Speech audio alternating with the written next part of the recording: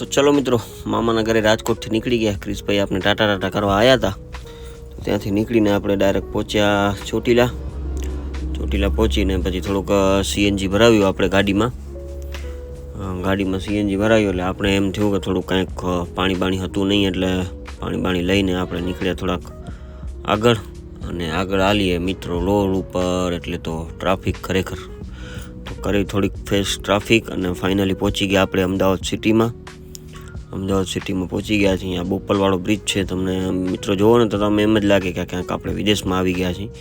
પણ દાયાજની જમીન આવે ને ત્યારે ખબર પડે કે ના છે તો ઇન્ડિયા છે. અને રાતના થોડાક મમરા બચ્યા હતા, મમરાને બિસ્કિટ ખાઈને પછી સૂઈ ગયા હતા મિત્રો.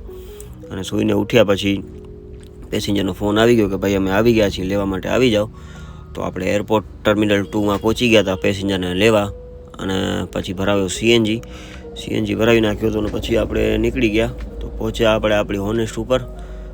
ખાલી એમ જ ચાય પાણી નાસ્તો નહોતો કરવો, એમ જ ઊભા રહ્યા હતા વોશરૂમ માટે. તો પછી ત્યાંથી નીકળ્યા અને સુરજબારી ઉપર જોયું તો સામે આવક, મતલબ કે ભુજ ટુ અમદાવાદમાં બહુ ટ્રાફિક હતી, કંઈક કામ ચાલુ હતું રોડનું.